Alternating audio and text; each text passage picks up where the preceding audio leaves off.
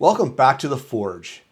Today we're going to be talking about scripts and the real world about what they are. Have you ever felt like you've been manipulated in some way? Have you ever noticed patterns in your life that you're not sure where they come from? Well, that's what we're here to talk about today. And I'd like to welcome back to the show Jason. As always, it's great to have you here. And yeah, let's dig into this topic. It's great to be here. And full transparency, this is the second take that that we've tried to do this because the first take kind of went way off the rails. But hopefully, we're going to make this one actually make sense. And yeah, so if it can, we might show some bloopers. Maybe not, because it was just kind of bad. But really, what we're talking about, like what Jason talked about, is manipulations and why they work, and how to defend yourself against them. Because really, what these are, um, I guess you can look at them as prison statements. And the reason why I say that is because normally we use internal scripts that we use to define our behavior as ways of being able to look at our world. We see that the world is a certain way. We've built our personality in a certain way, and that personality is built on behavioral or mental scripts that we use to interact with our day. And when someone takes a script that they have developed and they try to impose it on us, this is when tension happens. This is when things can go off the rails, because now we have a preconceived idea of what we're going to be doing, and someone else is now challenging us. And unless we know how to meet that challenge, we're going to feel like we are confined, imprisoned, and limited. And people hate feeling confined, imprisoned, and limited. It is not a good feeling. It feels like unresolved tension, and it feels like we are not allowed to do what we want to do. And all human beings have the desire of being able to um, utilize their best foot forward to maximize their autonomy. And any kind of limitation or imprisonment makes it impossible to do that. Yeah, you're speaking a lot of truth there, and without getting into the political sides of things, we're seeing this on a global scale actually right now in many ways of how people are fighting back against systems and stuff like that, and it's because of this idea that we're being subverted or subdued in some way through different means of things that are happening in the world today. And the crazy thing is a lot of people think that these are spontaneous things that are happening right now, but really, it's not really spontaneous at all, because there are things that happen not only over time that have built up, but there are things that we've developed within ourselves. Even if you look at scripting within ourselves and how we operate our lives and stuff like that, you can see a progression of all this stuff. And so there's a lot to unfold there with that. And the reason why this is so important is because, like you talked about, the we have the sense that the way that we see our world, things have evolved naturally. And when they evolve naturally, we're able to deal with them, because the way that they evolve means that there's a way of being able to learn about how to counteract it. Things don't just happen. There is a natural evolution. But if you can't see that, and for the most part, that is true. That is absolutely true.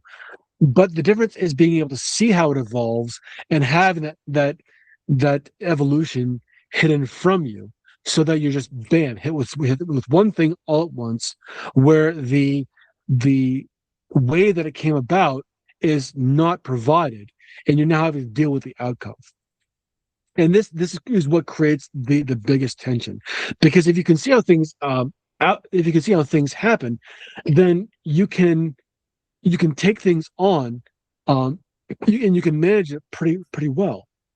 And when you can manage something, you can learn from it. And if you can learn from it, you can grow from it. And so that is what people believe, especially men, that when we can learn from something, we can grow, and then we can deal with it better on. We can deal with it better moving forward. And unfortunately, when we are dealing with the kind of scripts that are manipulative, it's impossible to see how they evolved, where they came from, how we got to where we are, because that was hidden. And that is in itself its own script. And it's a script that is working against you. Because what you don't see is a sequence that takes a predictable response and uses it against itself. So the whole idea that men are inherently good.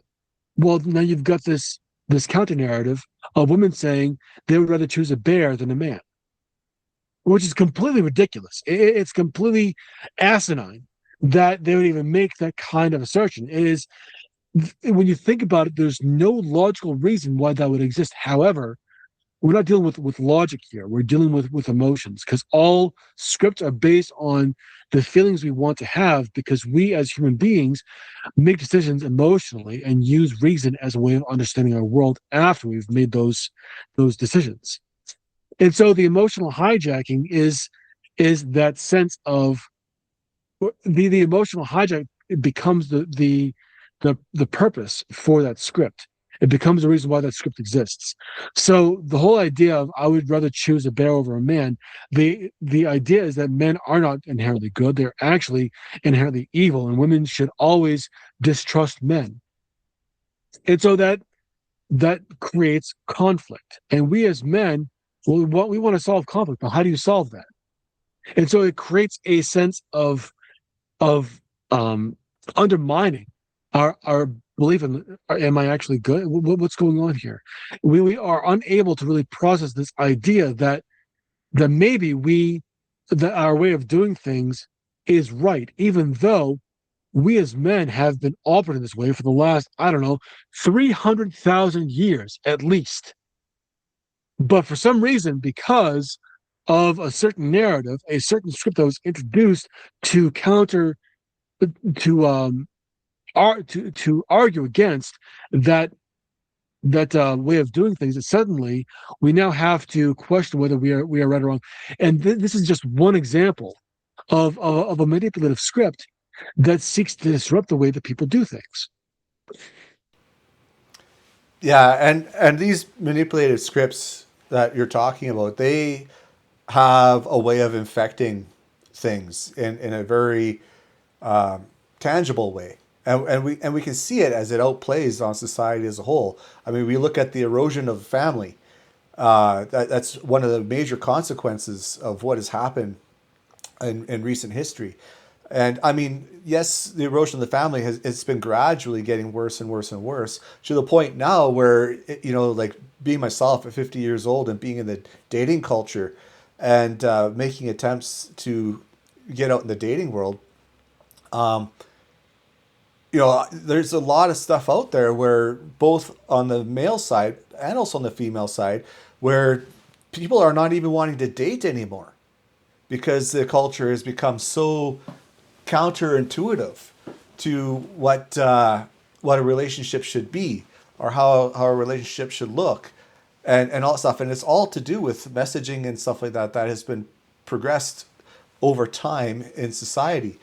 And and it's starting to, and if it keeps going in this direction, we're going to see a massive collapse in many ways, because and we're seeing the results of it. I mean, when we look at the rates of divorce and the broken families and children growing up in separated homes and or blended homes and stuff like that, and there are a lot of people that are making beautiful blended families and stuff like that, but when you look at the nuclear core of the family, it's being eroded away more and more, and we're seeing a decline in birth rates. We're seeing, and then there's a lot of social pressure in regards to that as well.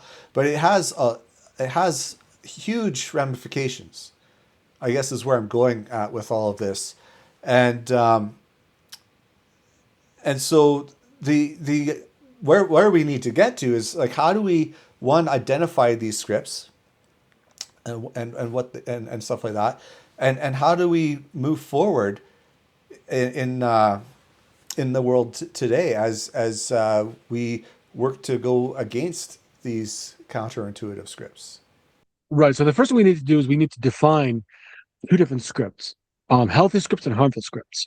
And then we need to be able to show how each of them exists. So a healthy script is one that is going to help you, as I said, define your world. It's going to help you understand how to create a predictable response based on what you see and how you live. And this is done over time.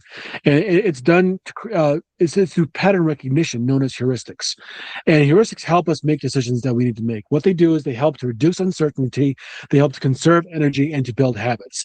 And those habits turn into our behavior because they become so predictable and so predictive that we can use them pretty accurately to move through our world. Think about the last time you went driving to work and you didn't have to think about it because you knew exactly what was going to happen. You could rely on the rules of the road and the way that other people were going to react because they also are going to obey the rules of the road. And that creates a sense of stability. Stability builds predictability, and predictability helps to conserve energy that our brain desperately needs, because we only have about 3 hours of energy worth of cognitive load in a day. After that, we are brain fried. We are wanting to go catatonic. So the normal rule is in a 16-hour day, you operate probably about 1 hour's worth of actual thinking, and the rest of it is at some level of heuristic of pattern recognition, or you're seeking pleasure and you're using your reasoning to actually create things that are going to be pleasurable for you. So that is a healthy script. A harmful script is one that is going to test boundaries. It is going to apply emotional pressure. It is going to create any kind of delay or hesitation, or it is going to extract compliance. It is going to force compliance in a certain issue. And what this does is it uses stacking. So we've talked about this before, where there is a yes stack that happens, and it seems harmful at first, but as the yeses stack on top of each other, they become more and more invasive and more demanding. And the idea is, because you've said yes before, saying no now seems a little bit odd. It does not compute. And the harmful scripts, they utilize that. They look at that as being, they are capitalizing on that, if you will. And even though the escalation feels gradual, at some point it feels restrictive. It feels like something that is imprisoning, or it feels limiting. And again, people don't like to feel those things. So the reason why they work on men, especially good men, is because good men want to be honorable. They want to create something that is going to be meaningful, useful, applicable, and long-lasting. And they believe in the ideas of fairness, creating a process, and having that process be the defining thing that is going to allow everything to happen, and for reason and logic to be the things that really govern why things are being done. And so it creates under ideal circumstances, it creates a great way of moving forward. It sets the path of order, it creates the guardrails, and it means that things can work well when nothing disrupts it. However, when you have these harmful scripts, you realize that the politeness, fairness, and good nature that men have is being exploited. It is being weaponized. It is also exploiting men's patience. It is using patience as a way of being able to do more before someone reacts, and hoping that the amount of damage that is done means that reacting would be, even the reaction can be used against itself. And that the procedural thinking of creating a logical architecture can be used against itself. And these are things that really strip men of their authority. And like you said, the family is beginning to suffer. And men are basically going their own way. They are in large numbers no longer interested in interacting with women because they're seeing women as being a problem, too big of a problem for them to deal with. Men don't like problems. So when they start seeing women as a problem, you know that there's something wrong because men enjoy a little bit of chaos. They understand that a little bit of chaos shakes things up and gets things going. That's fine. But sometimes too much chaos is going to overturn the apple cart. And you do that enough times, and men are going to say, no, no, thank you. And it's because the amount of chaos that is being introduced is way more than they're willing to deal with. It is it is weaponizing their politeness. It is exploiting the patients, and it is um, taking advantage of their procedural thinking and disrupting it, causing them to not be able to move forward in any meaningful way. And this you see this in all areas. You see this in the relationships where again men are no longer wanting to be a part of women's lives. You see in the workplace where the amount of desire for AI to take over in certain things, people are unreliable. They're becoming much less reliable, and so now automation is taking over because automations are much more reliable and they can get the job done. They can get the job faster and cheaper. But it's really the reliability that was the linchpin. Once that was put into question, everything else was put into question. Even governments and institutions, things that we have relied on, companies that have usually kept their word, the the the disruption of them not doing what they said that they were going to do and creating that sense of unreliability has now put into question, okay, who do we trust? And now people are doing their own thing. They're creating, you see way more microgroups that are popping up of people who are looking for ways to subsist themselves or utilize other technologies to get the same thing done that was used to be done with institutions or within certain institutions, companies, or um, reliable factions are no longer being looked at as being reliable, and people are doing their own thing. And this is causing major cultural shifts. We're seeing that the people are going into much more smaller pockets, like what they used to. When people would have no more than 100, 150 people that they would actually go into contact with. You see more of this where there's a lot more tribal type of pockets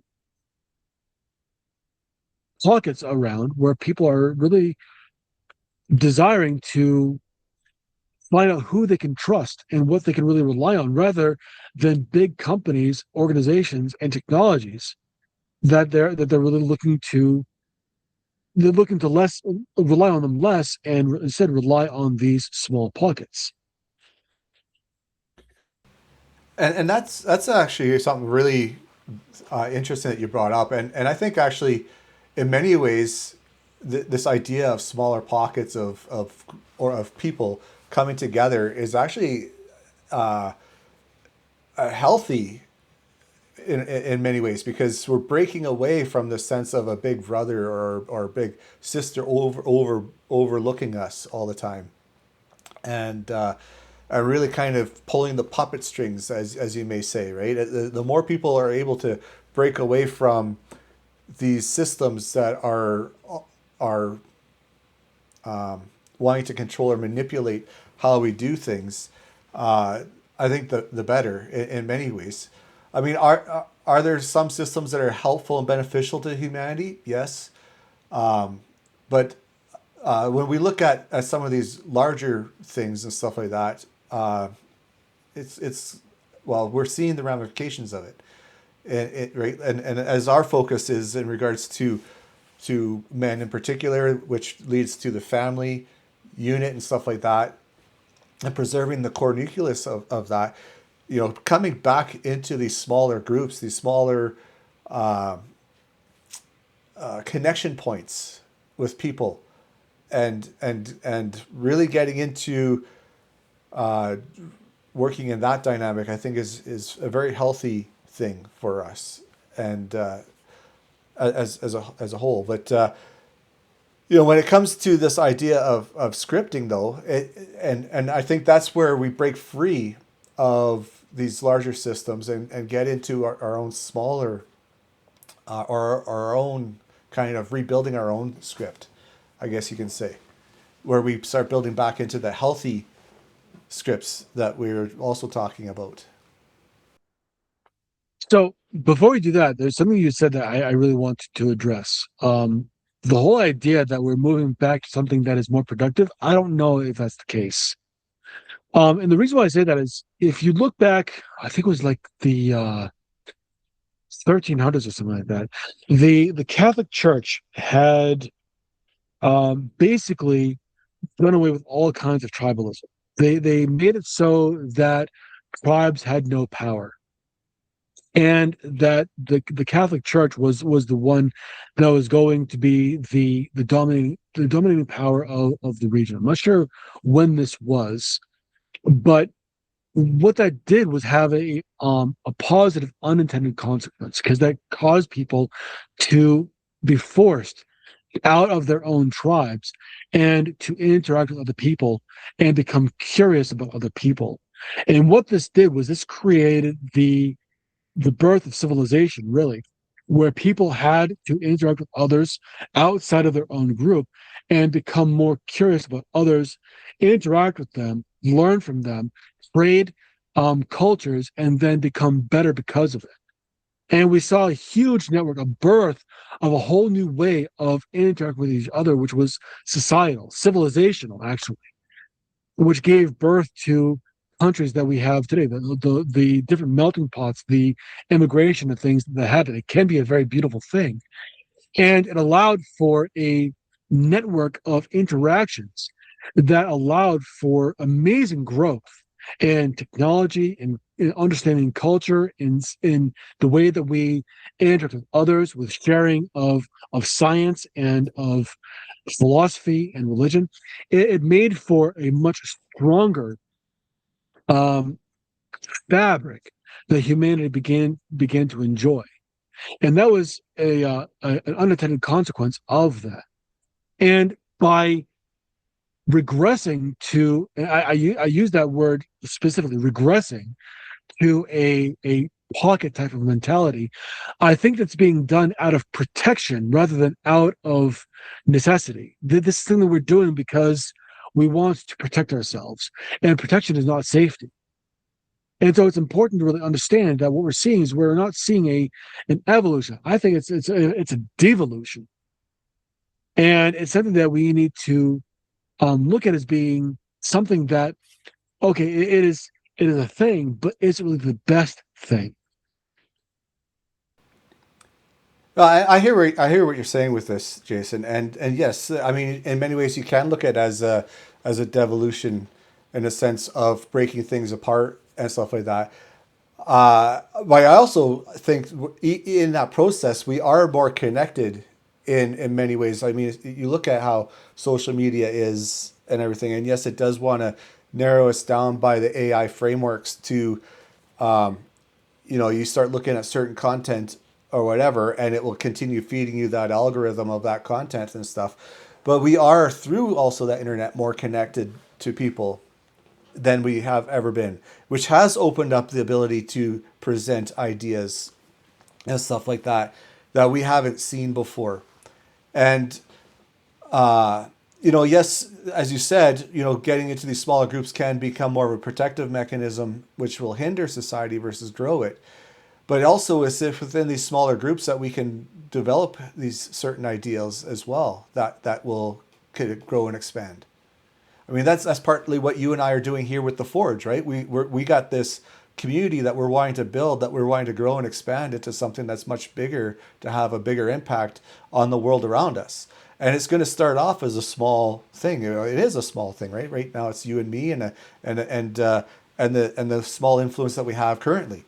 But if we as we continue to progress, as we continue to put forward our ideas, our vision, and our vision for growth in this world,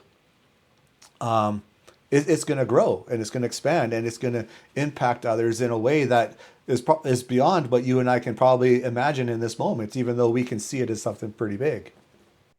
Right, and that is the biggest difference between the creating of pockets and having something that starts small and then blossoms outward. Because I think what you and I are doing is we are capitalizing on the idea of being insanely curious and having that curiosity bust through any kind of fears that might exist, and instead utilizing the ability for people to become very curious in a way that allows them to um, experience much more in a way that helps them grow and helps others grow as well.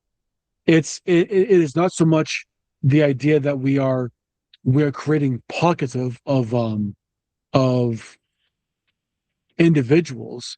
It's more the idea that we are creating a sense of an opportunity that allows people to expand their thinking and break beyond what they think that they know and they think they can trust, to become curious about what else is out there. Yeah, and that is a big distinction. I mean, yes, because I mean, I recognize that some of these small pockets and groups that we were alluding to earlier, I mean, again, we're talking about scripts, right? They have their script, they have their agenda of what they're wanting to push forward in regards to what they see in the world, the message that they want to bring, and stuff like that. And you know, this is where the discernment comes in, is to these different groups that are popping up, these different entities that are popping up that are I guess you can say fighting against the overall larger system, right? But even within the larger system, we have to be able to recognize and discern what is the script that we're up against, and and what is the script that we're wanting to bring into the world. Because I think that's something that we really need to bring on as well.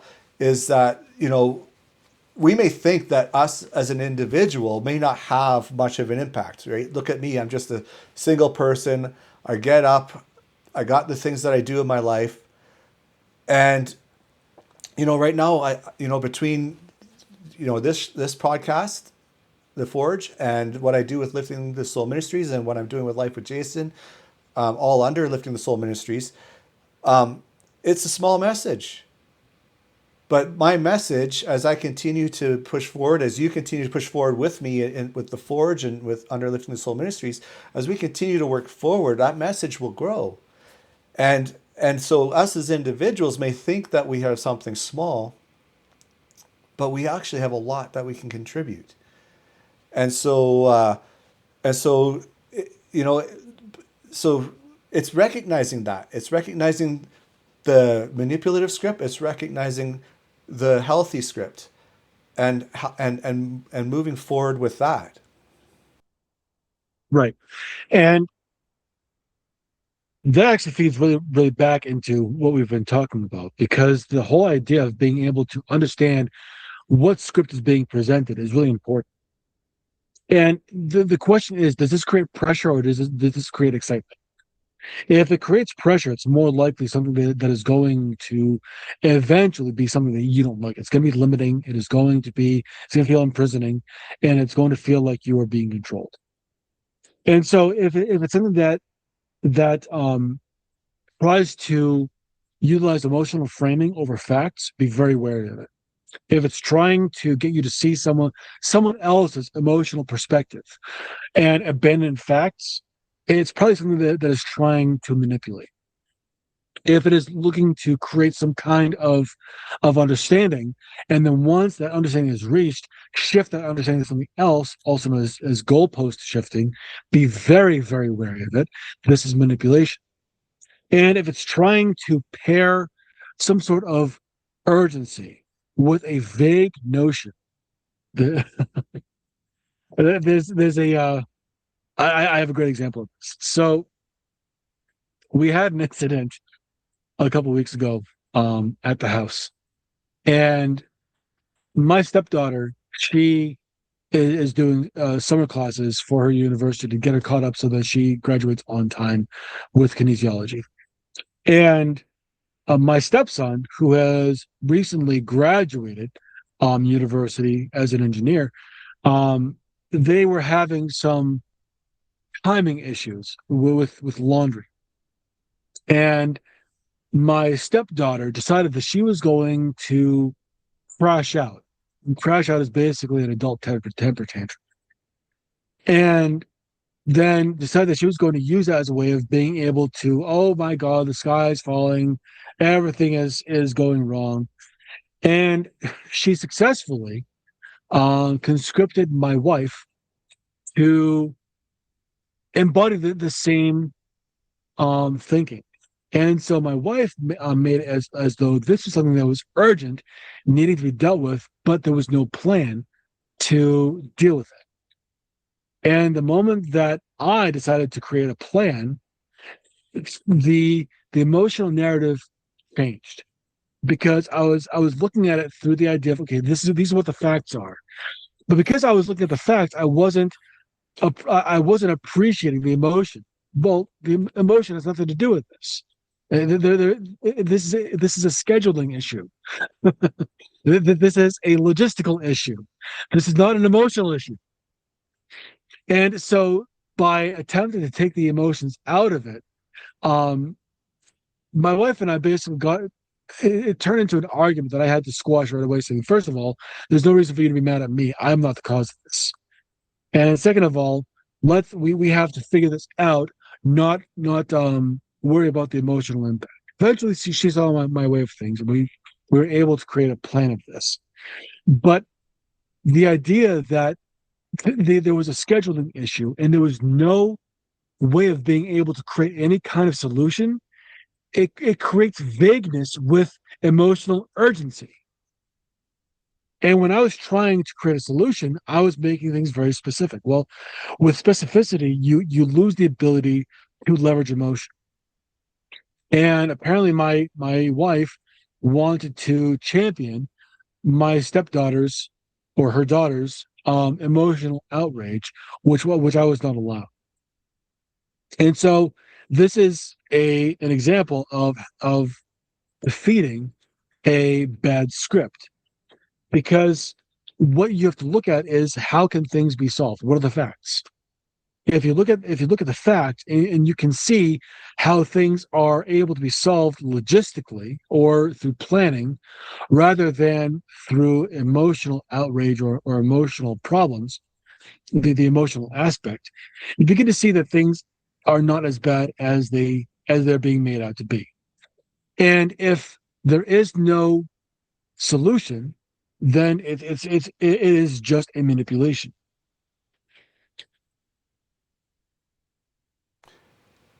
Yeah, you bring up a great point, and I love the real time story that you shared there, because it happens to all of us in our lives, right? Where we have these events that happen, the story is unfolding before us, and it can very easily get pushed way out of hand because everything is in this ambiguous state and stuff like that, and so yeah, it creates a lot of tension in that moment. And I really like how, we can use these examples of how can we temper one down the emotional state in the moment, but two, to actually identify what's happening and then create a solution to what is happening in the moment using the appropriate facts that are there.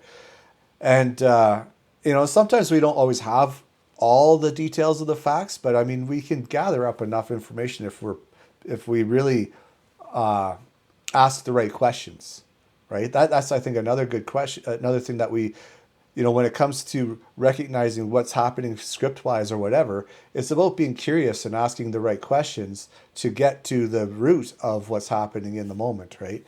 And I think this is huge when it comes to, especially when we're dealing with our relationships. I mean, that's the primary focus of what this podcast is about is ourselves and our personal relationships. Like all the bigger picture stuff that may filter in here from time to time, but it's not really the focus of what this is about, right? So how can we utilize what we're talking about here today to focus on building and strengthening our relationships, not only with ourselves but with those that are closest to us. And um, and I think once we're able to kind of get to this point where we're recognizing what the script is happening in real time, we ask these questions. It gives us the opportunity to change direction of that script, and and which will lead to a more healthier lifestyle overall, and reduce the amount of manipulation that can happen. Exactly. And you'll find that these are fundamentals that apply everywhere. Yes, we're focusing on relationships because relationships are the smallest form of effective leadership that a man can really exercise and exercise well. And everything else kind of like blossoms out from there. So the whole idea behind manipulative scripts is that they only work when they can predict the next thing that is going to happen. And once things become unpredictable, these scripts fall apart and manipulation stops being effective. And the way that you can do that is by becoming specific. Vagueness and emotional hijacking are the two things that manipulative scripts focus on, and that's how they win. And if you can break the predictive algorithm of these scripts creating more vagueness and emotional hijacking, then you can prevent these scripts from taking over your life, your relationship, and everything else around you. And the way that you do that is you become very specific. You really understand what it is that is being achieved here. What is the thing that is being sought after? What is the control mechanism? And this is going to be the ability to hijack someone's emotions, confuse the issue, and then allow for the takeover to happen. And so if you can name that, okay, I see what's going on here. And then you can clearly say what the expected result is going to be, what the solution, what is going to remedy the problem. This is what needs to be done. If you can clearly express that, then you ground it once again in something that is factual, something that is logistical or planning, something that has a goal and can be reached. And then you make sure that what you are doing is visible, that you are able to show how everything that you do or how the plan unfolds is going to lead to a specific outcome. For instance, being able to create an actual plan of how people do laundry and how they're able to work together to ensure that everyone gets done what they need without creating any kind of future problems. And then making sure that exchanges are intentional, that the plan works, and that everyone is able to get what they need from that plan. As long as you're able to do those things, you maintain your ability to lead and your ability to work well and without any kind of emotional hijacking. What does not work is trying to over explain yourself, appeasing to the other person's um, emotional hijacking, basically allowing them to do what they want, or allowing someone or allowing the script to achieve its goal. Those are not going to help you. Those are not going to help the situation because there is no goal with emotional manipulation other than the ability to have control. But control in itself is it's meaningless unless there's a goal for it. Yeah, you bring up a good point there, and I mean, what we're establishing here is actually the some of the building blocks for healthy communication as well. When it comes to dealing with conflict within marriages specifically and stuff like that, because uh, oftentimes one person or the other, I mean, both sides are capable of emotional manipulation and other forms of manipulation to gain a sense of control or authority over the other person. And being able to clearly, one, identify what's happening in the moment, but two, to have a method to where you can disrupt the pattern, as you're talking about here, Jason, to change the direction of where the conversation is going, or the argument is going, or other things that are happening within the relationship dynamics, is really important, and it is a skill that takes time to build, because especially if you're somebody who's been in the position of being manipulated a lot, and stuff like that, and not fully understanding what's happening, or understanding how to disrupt the pattern. It's going to take time to build that skill, and so that's something to be aware of. It's not something that is going to be easy to do. I mean, we've talked oftentimes about having boundaries in place, like clearly articulating what the boundaries are. And especially if things are getting emotionally heated and stuff like that, as you talked about, like this, being calm, being present, and not elevating the emotional tension by elevating your own emotional tension higher, right? To try to match or supersede the other person's. I mean, there might be at some point, like if it's getting out of hand, there might need to be something that was like a sharp break in that. But it's got to be done in a respectful and healthy way, because but really it's learning these skills.